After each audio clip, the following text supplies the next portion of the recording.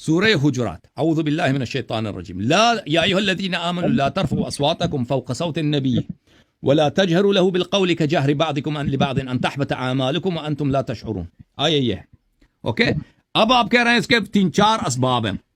آپ کو میرا چیلنج ہے، اور جبار کو چیلنج ہے، سپاہی صحابہ کو چیلنج ہے، اور جتنے جماعت عمریہ کے علماء دیکھ رہے ہیں ان سب کو چیلنج ہے کہ یہ جو کہہ رہے ہیں اس کے مزید اسباب، کوئی سبب نہیں ہے. صرف ایک سبب ہے، اور وہ ابو بکر عمر کیا کہ انہوں نے آواز بلند کیا. رکو ذرا، صبر کرو. تفسیر قمی سے نقل کیا. یہ بہت مشہور ہمارے ہندوستان اور پاکستان میں بہت مشہور شیعہ کی تفسیر ہے، جس کی تقریباً 12 مجتہدین نے تائید کی ہے. ٹھیک ہے، تو میں پڑھ رہا ہوں. اعوذ باللہ من الشیطان الرجیم، بسم اللہ الرحمن الرحیم. لا ترفعوا اصواتکم فوق صوت النبی.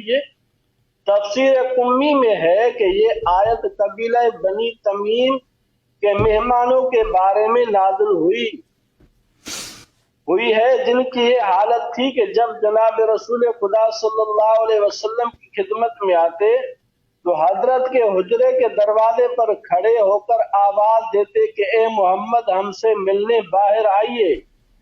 اور جب جناب رسول خدا باہر آتے تو نو چلیے میں حضرت کے آگے آگے چلتے، چلنے میں حضرت کے آگے آگے چلتے، اور جب آن حضرت صلی اللہ علیہ وسلم سے بات کرتے تو اپنی آوازوں کو حضرت کی آواز سے بلند کرتے، اور برابر یہ کہتے کہ یا محمد آپ اس معاملے میں کیا کہتے ہیں اور اس میں کیا فرماتے ہیں.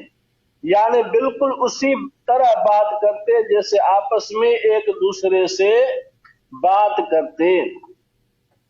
یہ تفسیر قمی سے نقل کیا ہے.